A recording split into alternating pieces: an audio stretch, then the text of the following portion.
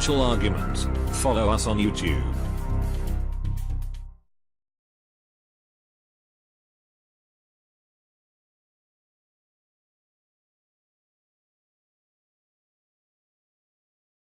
I'm Kenneth Amaduri, and I'm joined today with BIX WEIR returning guest.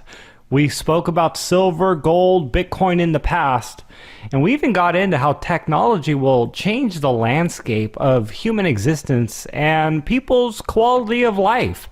He just did a roundtable interview with JSNP4 and Cliff High, and I strongly recommend everyone to check that out. BIX's website is roadtoruta.com. You're going to like him a lot. BIX, thanks for joining me today. Hey, it's nice to be here. BIX, you've been talking about the opportunity that exists right now in silver, even compared to gold. And for many investors right now, the fight against JP Morgan seems futile. Although there might be some indication that JP Morgan might be preparing for a massive spike in the price. And in a world of $16 silver, I'd like to remind the audience what the opportunity truly is. And if you could take it away, I'd really appreciate it. Well, silver has been my fight for the last, 17 years now, and really getting down to the nitty gritty of who's doing it, why they're doing it, and how long will it last. Right. We figured out who's doing it. We figured out why they're doing it. We just need to know how long the price will be suppressed. And now is not the time to go sell your silver and get into the cryptos even. Now is the time to secure your silver, make sure it's in your own possession, and be ready for some chaos in the silver market. So you had some information regarding JP Morgan and their hoarding of silver. Now, is this an indication of them preparing for what could be an inevitable rise in the price of silver? Essentially, them winning on both sides, right? Winning, keeping it down, and then winning if the price goes up. Well, this hasn't been a JP Morgan specific operation the whole time. JP Morgan has been involved since, majorly involved. They knew about it, obviously. All the big banksters knew about the need to suppress the price of gold and silver, and the U.S. government is kind of the ringleader in that, the U.S. Treasury Secretary and the Exchange Stabilization Fund. And all they really needed to do it in the past 40 years is computers and derivatives, and those came into play in the 1970s. So JP Morgan took over the big short position that Bear Stearns had. And the takedown of Bear Stearns was all about their silver and trying to destroy the bad guys, as I call them, the bad banksters and the people who control our government. And it is an amazing story. So JP Morgan took over the control of silver from Bear Stearns and has held that position since whenever Bear Stearns went down. That was 2007, 2008.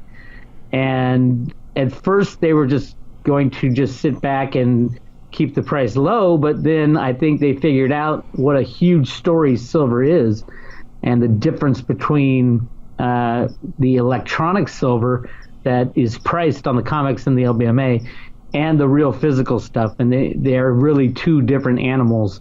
The electronic silver price is something that they can easily control with computers and derivatives. The physical metal price is something that they can control, but they can't control when people take delivery of silver. So they've been hoarding physical silver on the side while they keep rigging the price of silver lower and lower. Really, really interesting. Completely legal if they have the nod from the U.S. government, which they do. And the U.S. government has the legal authority to control all markets since the advent of the invention of the Exchange Stabilization Fund back in 1934. Really interesting stuff. But silver hasn't been freely priced probably since the mid-1800s. So that's kind of what everybody's waiting for. So Bix, then the significance of JP Morgan hoarding silver, it might be clear, but I want you to I want you to explain that. They're waiting, they're hoarding it for the big price movement, or is their intention to artificially suppress the price indefinitely? Well, no, the intention, they don't need physical silver to suppress the price. Currently, the amount of silver traded every year is approximately 300 times the amount of silver that's physically available. Right. If you believe that the amount of silver physically available out there is about 600 or 6 billion ounces, which is about right, about the same as gold. But it's really unlimited, the amount of electronic contracts they can throw at sale or buy contracts they can throw at silver. And a lot of it is just these banks trading back and forth to control the price, because that's the real meaning behind the silver's price suppression, is to control the price of silver and gold and oil and almost all commodities in order to manage and run the unbacked fiat monetary system that is in place. And usually when you go off a gold standard, it's 8 to 10 years and the system falls apart. But this one's been going on for 40 years, which is amazing in economic history. And the whole reason that's happened is the invention of computers and computer programs by Alan Greenspan. And the programs written by Greenspan in the 60s were an amazing revelation. And Greenspan was the guy who wrote the programs that caused the problem for Y2K by putting only 2 digits in. So yeah, this whole system has been rigged since the 60s, and JP Morgan is currently, according to Ted Butler, hoarding over 500 million ounces of physical silver. Whether or not their intention is unknown. They're either holding the physical silver so that when the silver manipulation ends, they will benefit from it, or they are holding it for the U.S. government, which is also possible because they have claimed in court that they're an agent for the U.S. government. Or they are holding it, the new one out there, they're holding it for the deep state and what's going on at CERN in Europe. The facility might need a lot of silver out there, and that's a new one, but it's out there, kind of like the silver that was needed at the Y12 facility for making the first atom bomb. And it was 3.5 billion ounces of silver were borrowed from the U.S. Treasury to make the first atom bomb. Wow. Crazy stuff when you dig behind the scenes. But yeah, definitely a lot of signs pointing to the end of silver price manipulation, mainly because it has become so obvious to anybody who takes 5 minutes to look at the facts, and they are having a hard time finding people to run the LBMA silver fix. And I think the same thing will happen on the COMEX. The COMEX, of course, doesn't claim to be a physical market like the LBMA does. LBMA claims to be a physical market, but they transfer over 130 billion ounces of silver every year, which is ridiculous. Right. BIX, you know what? I want to transition on that note to the cryptos. You're excited about them. I'm excited about the cryptos, what we're seeing. But unfortunately, what we're seeing in cryptos kind of bypassed the majority of the people who've been concerned about the economy, concerned about money printing. And Ethereum has gone from, $10 to $350 in a very short time here. And many were hoping that was the move silver is going to have or will eventually have. And so I'd like to get your thoughts here. Let's just start off with Bitcoin as just a general intro into your thoughts on cryptocurrencies and their role here in what we are going to see going forward. And, I guess, is it a problem for gold and silver? Is the attention being taken away from these historical monetary metals, or is the new technology basically shifting the direction where sound money will go in the future? Well, I think there's a huge misunderstanding of the people who are the staunch gold and silver bugs and the people who are in the cryptocurrencies and those of us who straddle both worlds. The misunderstanding is that it is a deterrent for gold or silver that the cryptos are going crazy. It is not at all. I mean, the cryptocurrency people are more anarchists than the gold and silver people. They know exactly what's going on in gold and silver. They know about the computer rigging, but they have found a new technology that is an amazing technology. And if you think about it, most of the people in the cryptocurrencies are saying this is an amazing tool, amazing way to get around the current banking system without going through all the criminality. So as the cryptocurrencies increase in price, and with the mindset of most of the cryptocurrency investors, they're going to be spending their crypto earnings on physical silver and physical gold. I mean, I can't think of anything better for releasing the price of silver from manipulation than everybody in the cryptocurrency world taking 10 or 20% of their gains and buying physical silver. Mm-hmm. I mean, that's the real Achilles heel of the silver manipulators, is the physical side. And I think it's the greatest thing ever for silver is that the cryptocurrencies have come around, and everybody who says, oh my God, all this money is going over to the cryptos and they should be going into the silver market. Well, yeah, it's true. That money would have gone into the silver market, but it would have gone into the electronic silver market. That's the reality of what the silver market is. The LBMA and the COMEX and SLV is all electronic silver. So I think what you're seeing now is another avenue to get away from the current system, the unbacked fiat monetary system that is controlled and manipulated by the bankers. And silver and gold were the only choices in the past, but now it's silver, gold, and all the cryptos, which is a great thing, and it should be understood as a great thing for anybody in the gold and silver world. You know, once you break your mind away from that, you know, the staunch belief that the only kind of money there is the money you dig out of the ground, then you can start to open your eyes and see, oh my God, this technology is amazing. The blockchain is a truth machine, and we could really use a truth machine in the world of currency, because I'll guarantee you there's a lot more gold out there than what they're saying, and a lot less silver. So you know, it's one of those things that it's hard to argue against the cryptocurrencies being a better form of currency than gold and silver.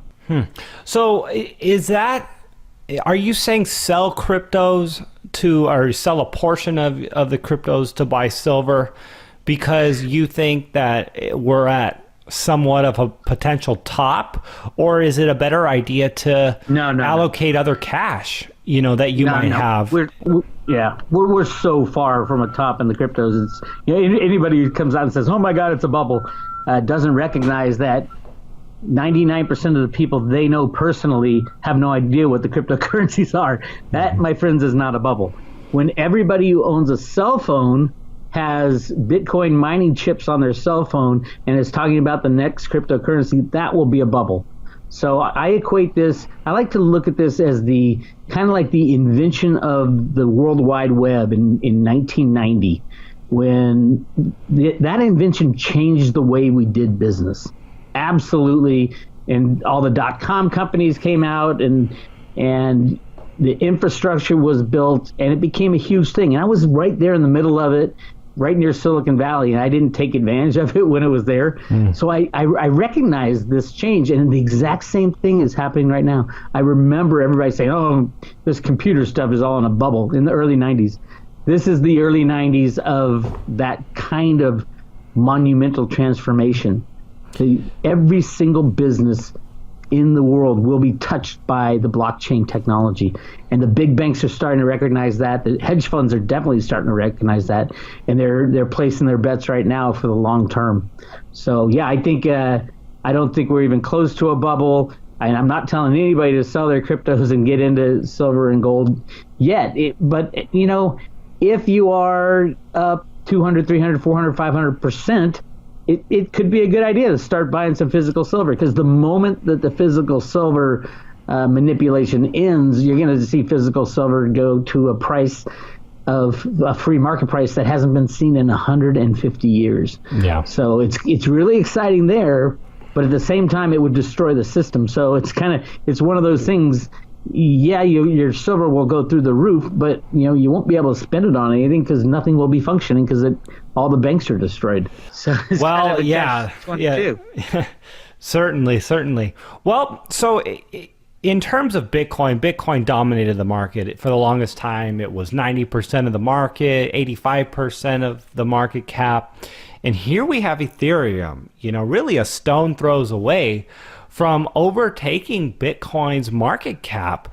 And we saw that massive run up. It hit 400 and it almost, it seemed like it was going to overtake Bitcoin's market cap there. But what's interesting about Ethereum is all the big players are backing it with this Ethereum alliance. You have Microsoft, Intel, BP, JP Morgan, and many more joining this alliance. And it makes me think that these guys aren't going to get screwed. And Ethereum might be the place to be in terms of the big boy on the block overtaking Bitcoin potentially. So I just would like to get your thoughts on, Bitcoin versus Ethereum and, some comments on what I just said. I think they're two different animals that you're talking about. One is a currency, a means of exchange and a store of value. That would be Bitcoin.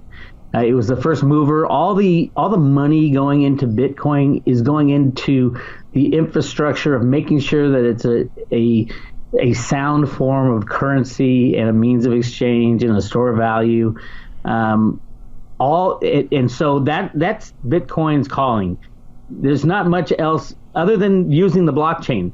Now, the blockchain is a byproduct of the Bitcoin protocol, and that's what Ethereum is attaching itself to. Ethereum is a tool for every company in the world to access the blockchain technology.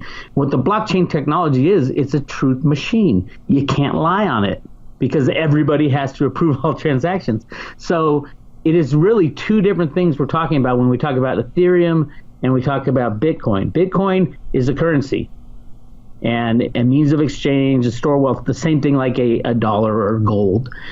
The Ethereum platform and the Ethereum tokens and all the companies that are going to access the blockchain technology through Ethereum, all of that is something completely different. It is a tool, a way to create smart contracts that you can't lie.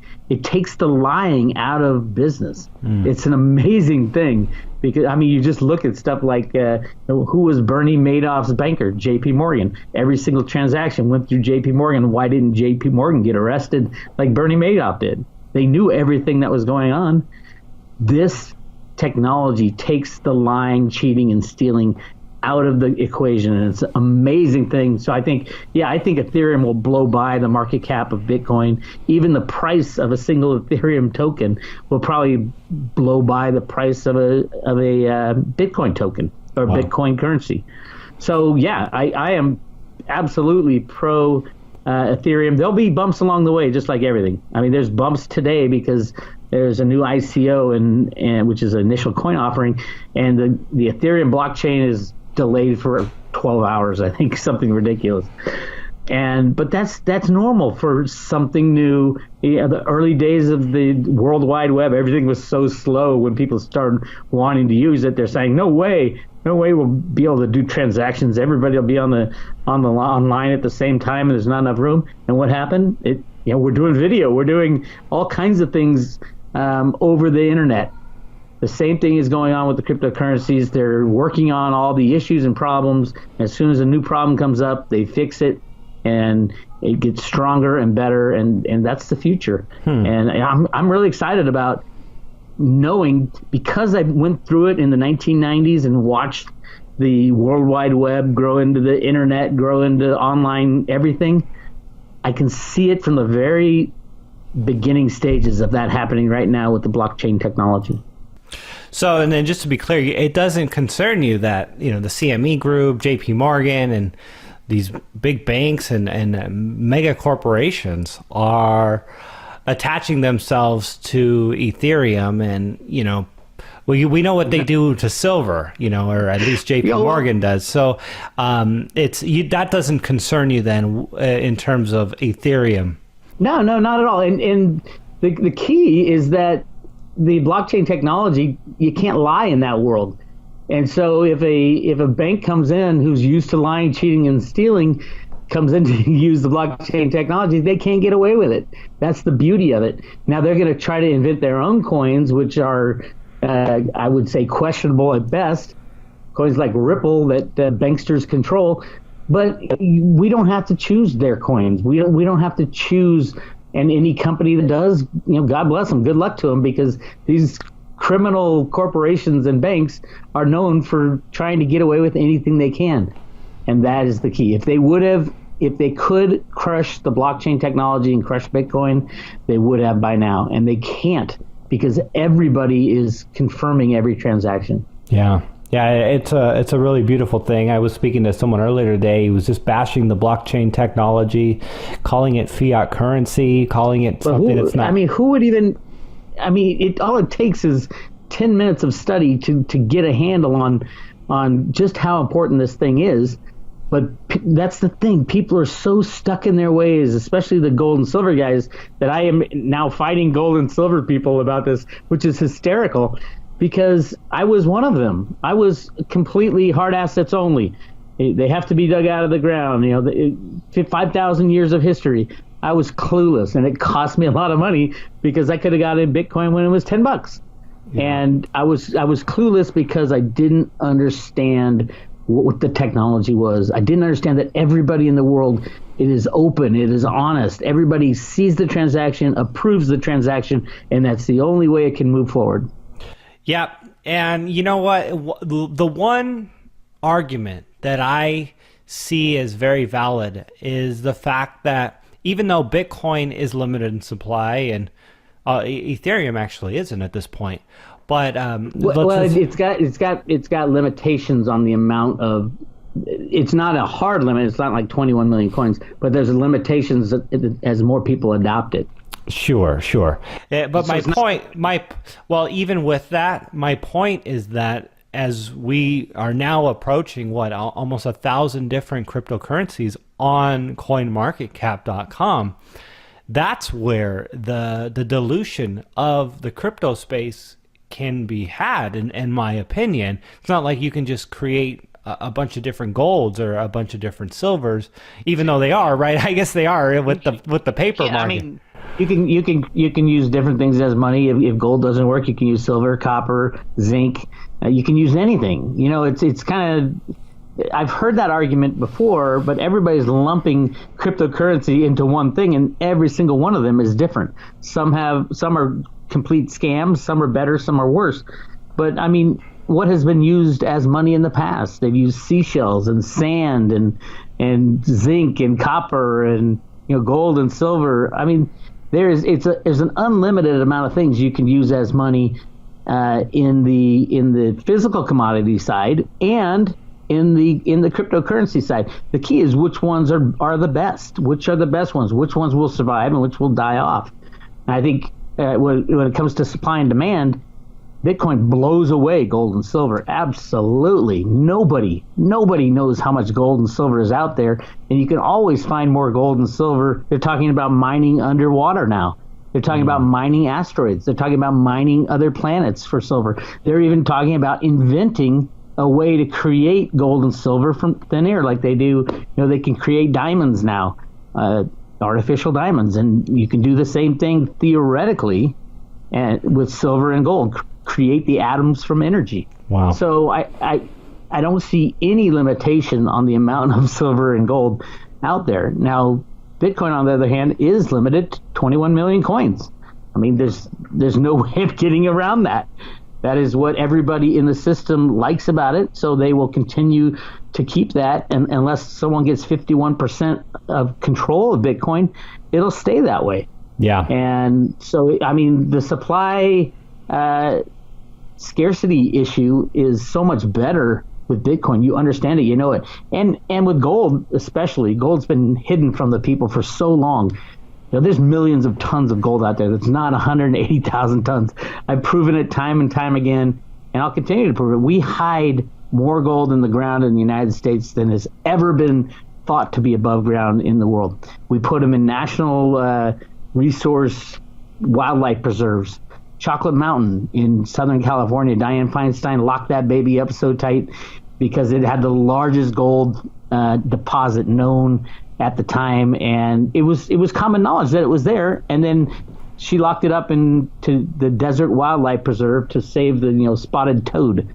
And all that gold just sits and waits for us. So there's gold all over the Grand Canyon that they've been hiding from us. It's interesting. They say 98% of all the caves in the Grand Canyon have never been explored because the National Park Service won't let anybody go there. Wow. Yeah, I didn't know that. Well, at a certain point, it would have been crazy to think that Bitcoin would surpass the spot price for gold. And I know you've been calling for silver to surpass gold spot price eventually. And, after seeing what we've seen in cryptos and just massive moves in price action, it sets the precedence for almost anything to happen because we're so used to just assets trading within a trading range and just moving up a little bit, moving down, and getting that experience of gold or Bitcoin moving from the triple digits to 1,000 and then 1,500 and then for it just to keep going up. That was, I think that was good for, regardless whether or not you experienced it or not, you saw it and that it's possible. And I think that gave a lot of people, potentially some confidence in that it could happen in gold and silver here, and in this case, silver. Well, it could happen in gold and silver. You see, the bubble is not in the cryptocurrencies. The bubble is in the unbacked fiat money being printed and the derivatives being thrown at gold and silver. So if you take those away, it's going to take a shutdown of the COMEX and a shutdown of the LBMA for gold and silver ever to trade freely. And the moment they trade freely, they're going to trade in relation to the amount of unbacked fiat money and derivatives of fiat money out there. That is going to be a monumental move. And nobody really knows the true fair market value of gold or silver in relation to its peers, in relation to other currencies, because it hasn't been allowed to trade freely. And it's sad, but it's true. That's what made America great, is the rigging of the markets and the takeover of countries' natural wildlife, or natural preserves, natural resources. The amazing thing is that you look at the United States, and we have gone into so many countries and raped and pillaged through economic hitmen type of stuff. John Perkins's book is a great tell-all of how the United States came to be, this big powerhouse. It was from stealing people's natural resources. We'd rather use everybody else's before we use our own because we know they're limited. And the moment that people stop taking this unbacked fiat money is the moment that we're going to need natural resources and no one will trade with us because they'll all hate us. So we're getting to that moment really soon. Well, Bix, hey, I appreciate your time coming on the show with me today. If people want to learn more about what you do, the work you do, and how to make silver great again, tell them, tell everybody where they will go and what they'll find. Sure, and on that note, Trump knows exactly what I'm talking about. As soon as he went into the Oval Office, he changed the curtains from red to gold. So we all know what's about to happen. Wait, so what do you mean by that? Look at the Oval Office curtains when Obama was in there versus the color of them now that Trump got in there. And you think that's significant in terms of the actual gold market? Trump knows everything that goes on in the COMEX. He was a subscriber to the Road to Ruta at one point in time. Are you joking? At least somebody with his name was, and it could have been him, but who knows? But yeah, Trump knows everything. It's not like these guys get in office and they're just learning. Oh my God, the stock market's rigged. No, They know it all, and they're either going to participate in the rigging, which is Trump hired Steve Mnuchin. Steve Mnuchin, our current Treasury Secretary, was the head of IT for Goldman Sachs. That tells you how much computer rigging is going on right now. Right. But anyway, check out Trump's curtains in the Oval Office versus Obama's curtains. It's really interesting. And to find out more about that stuff, go to roadtoruta.com and I'm giving away a free book